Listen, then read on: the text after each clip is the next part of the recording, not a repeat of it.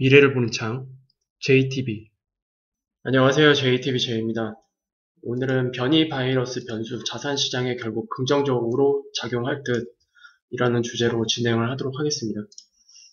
다들 알고 계시겠지만 지금 델타 변이가 지금 전 세계적으로 확산이 되고 있는데, 물론 델타 변이 이슈만 있는 게 아니죠. 지금 뭐 람다 변이까지 있는데, 람다 변이도 결국 델타 변이처럼 전 세계적으로 확산이 될 경우에는 뭐 연속적으로 경기 회복 속도에 영향을 미칠 수 있는 요인으로 작용할 수 있습니다.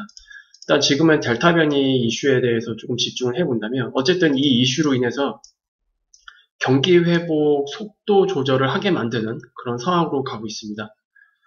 그래서 델타 변이 변수가 경기 회복 기대감을 결국 하락을 시킨 거죠. 근데 이 경기 회복 기대감 하락했다는 얘기가 경기가 이렇게 회복을 하다가 꺾인다라는 의미가 아닙니다.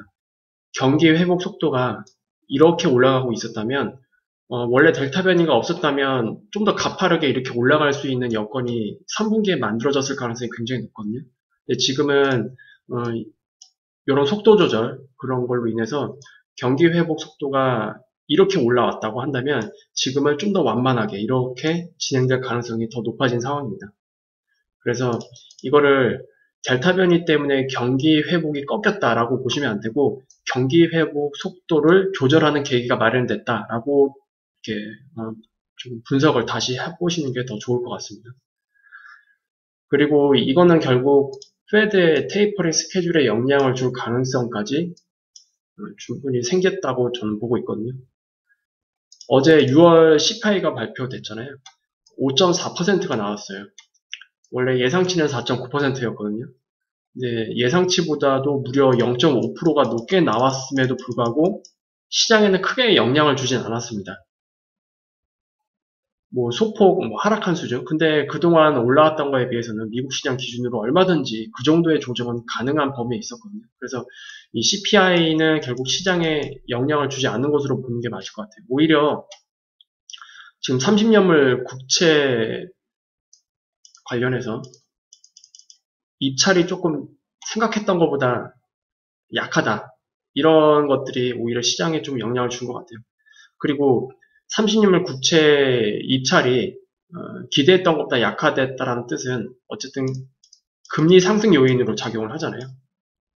즉 채권 가격이 그래도 좀 비싸다. 사기에는 조금 애매하다라고 우리가 해석을 해야 될 것 같거든요.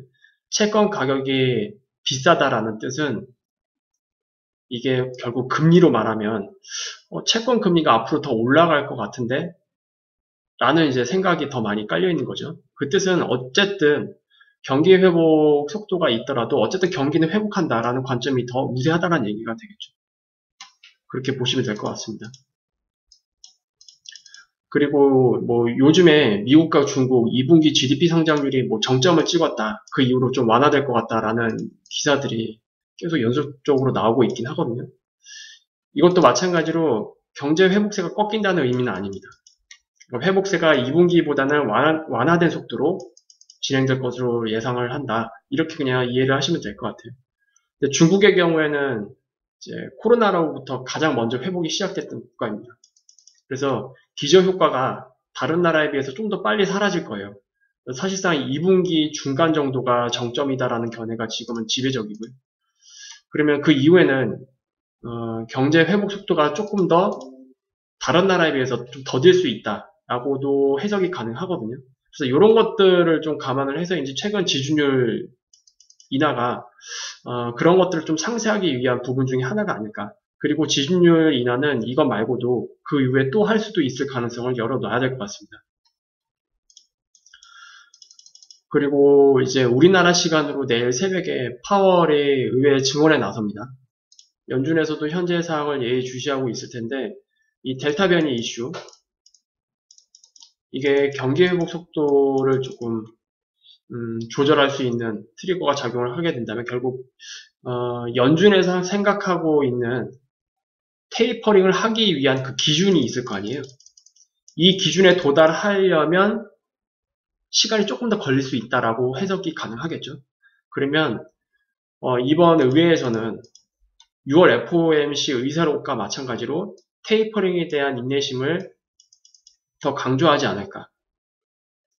만약에 델타 변이 이슈가 없었다면 굉장히 강한 회복세, 그러니까 2분기보다도 3분기에 더 강한 회복세를 예상을 하면서 테이퍼링에 대한 인내심보다는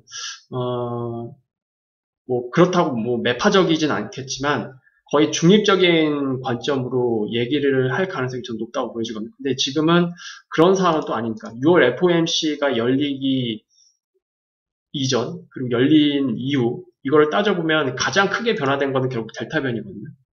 그래서 지금의 상황을 놓고 봤을 때는 테이퍼링에 대한 인내심을 강조할 것으로 예상을 합니다. 이 확률이 더 높을 것 같아요. 그리고 더더욱 연준은 섣부른 테이퍼링에 나서지 않을 것으로 생각을 합니다. 그래서 의회 증언에서는 매파적인 신호는 주지 않을 것으로 보여집니다. 그래서 뭐 크게 뭐 이슈가 될 만한, 그러니까 시장을 뭐 하락으로 이끌 만한 내용은 의회에서는 나오진 않을 것 같아요. 그래서 이 부분은 뭐 그냥 뭐 노멀하게 넘어가지 않을까 그렇게 생각을 합니다. 그리고 우리가 이제 이 지금의 흐름에서 우리가 한 가지 더 생각을 해봐야 되는 내용은 글로벌 증시의 탈동조화 가능성이 있는데 전반적으로 아시아 시장이 미국 시장에 비해 약화되는 모습이 좀 나타나고 있죠. 델타 변이 확산 전까지는 아시아 역시 하반기에 백신 접종률, 특히 3분기죠. 3분기에 백신 접종률이 올라가면서 경기 회복세가 강하게 나타나고 미국과 벌어졌던 이 격차를 점점 좁혀질 것으로 예상을 하고 있었어요. 그런데 델타 변이 이슈로 인해서 백신 접종률이 낮은 아시아의 발목을 좀 잡을 가능성이 좀 제기가 되고 있습니다. 그래서 전반적인 증시 분위기는 미국과는 좀 상반된 흐름, 그러니까 완전히 동조화될 가능성은 이제 낮아지는 게 아닌가 그렇게 보고 있습니다. 그리고 미국 같은 경우에는 2분기 역시 어닝 서프라이즈가 예상이 되고 있죠. 지금 2분기 실적 시즌인데 2분기에도 기업들의 실적은 굉장히 좋을 것으로 예상을 하고 있습니다. 그래서 이런 것들은 어쨌든 증시의 호재잖아요. 미국 증시의 호재입니다. 델타 변이 이슈를 상쇄할 여력이 여기서 나올 것 같아요. 미국 증시는. 그래서 이제는 미국 증시 흐름이랑 아시아 증시 흐름을 굳이 동조화시켜서 볼 필요는 없다. 개별적으로 이제 좀 보자. 분리해서. 그런 시각으로 저는 좀 옮기고 싶습니다. 그리고 제가 서론에서도 말씀을 드렸지만 델타 변이 말고도 지금 람다 변이 이슈가 스물스물 올라오고 있잖아요. 람다 변이는 특히 기존에 그 백신을 무력화하는 그런 힘이 강하다라고 지금 계속 얘기가 나오고 있습니다. 물론 그에 대해서 정확한 보고서는 따로 나와야 될 거예요. 어쨌든 람다 변이는 기존에 백신 접종을 완료했던 사람들도 그냥 쉽게 걸리고 있는 상황이기 때문에 이게 이제 연속적으로 경기 회복에 영향을 미칠 경우에는 이번 겨울이죠. 이번 4분기에 영향을 미치게 될 가능성이 큽니다. 델타 변이가 인도에서 발생을 한 이후에 한 분기 정도, 1분기 정도의 텀을 두고 글로벌 전체적으로 확산이 됐거든요. 그리고 람다 변이가 지금 남미에서 확산이 진행되고 있는데 한 분기 정도 이제 텀을 둔다면 4분기입니다. 또 공교롭게도 겨울이에요. 겨울로 들어서는 시기. 그래서 이게 3분기에는 델타 변이, 그리고 4분기에는 람다 변이. 이런 식으로 연속적으로 영향을 미치게 된다. 그러면 중앙은행들의 이 완화 기조, 이거는 더 지속될 수밖에 없어요. 섣불리 긴축으로 돌아서기가 굉장히 힘들어집니다.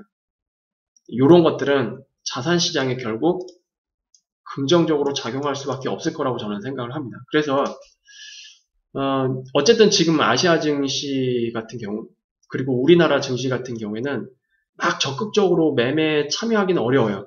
특히 위로 올라갈 때 따라가는 매매, 추격 매수는 저는 위험하다고 보고 있거든요. 오히려 떨어질 때 분할로 잡아서 위로 올라갈 때 다시 털어버리는 트레이딩 관점으로 지금 시장을 보는 게 맞을 것 같고 그리고 오히려 이 이후에 미국 증시는 아직 조정다운 조정을 받지 않았습니다. 여전히 상승 추세가 유지되고 있어요. 그렇다는 뜻은 미국이나 유럽 시장에서 조정이 나올 때 아시아 증시는 또 한 번의 가격 조정이 나올 수가 있겠죠. 차라리 그때 좀 비중을 다시 늘리는 전략을 가져가는 게 맞지 않을까 그렇게 생각이 됩니다. 그래서 지금은 철저하게 리스크 관리 이거를 하면서 투자에 임하시는 게 좋을 것 같다라고 저는 생각을 합니다. 그 이후에 나올 그 가격 조정, 그게 지금 상황에서는 뭐 나오지 말라 이런 법은 없거든요. 여전히 아시아 증시는 전체적으로 굉장히 힘겨워 보이고 위에 상단에 있는 이 매물대를 돌파하기 위해서 상당한 좀 시간이 걸릴 것으로 생각을 합니다. 그리고 수급적으로 봐도 현물 시장에서 아직 메이저들의 현물 수급이 연속적으로 추세적으로 들어오는 편은 아니에요. 계속 들어왔다 나갔다 들어왔다 나갔다 그렇게 지금 보여지고 있고 포지션도 아직 확실하게 잡은 것 같지는 않습니다. 다만 아까도 말씀드렸다시피 지금의 이런 상황 전체들이 중앙은행들의 정책이 완화 기조로 더 지속될 수밖에 없는 상황으로 만들고 있는 것은 사실이거든요. 그러면 한번 쿵 하고 내려왔을 때 그걸 기회로 삼는 게 맞을 것 같고 그 기회가 오기 전까지는 리스크 관리하면서 좀 냉정하게 시장을 보자. 그렇게 저는 말씀을 드리고 싶습니다. 오늘은 이렇게 좀 마무리 짓겠고요. 뭐 당분간 증시에 뭐 커다란 이슈는 나오지는 않을 것 같아요. 일단 미국 시장도 지금 상승 추세 계속 유지가 되고 있기 때문에 일단 이 추세가 언제 깨지는지를 보고 그때 아시아 증시에 나타날 여러 가지 움직임들 그런 것들을 함께 참고를 하면서 우리가 그때 다시 한번 포지션에 대한 고민을 다시 해볼 필요가 있다 그렇게 생각을 하고 있습니다. 오늘 이렇게 마무리 짓도록 하겠습니다. 유익한 영상이 되셨다면 구독, 알람, 좋아요 부탁드리고요. 다음에 다시 찾아뵙도록 하겠습니다. 그리고 이번 주 멤버십 라이브 스트리밍 같은 경우에는 금요일 저녁에 할지 토요일에 할지 아직 확정을 못했어요. 웬만하면 금요일 저녁에 하려고 하고 있거든요. 이 부분은 제가 이번 주는 다른 스케줄이 있을 것 같아서 금요일 저녁 말고 토요일로 할 수도 있긴 합니다. 제가 금요일날 이 부분에 대해서는 공지를 다시 한번 올려드리도록 할게요. 그럼 다음 시간에 다시 뵙겠습니다. 감사합니다.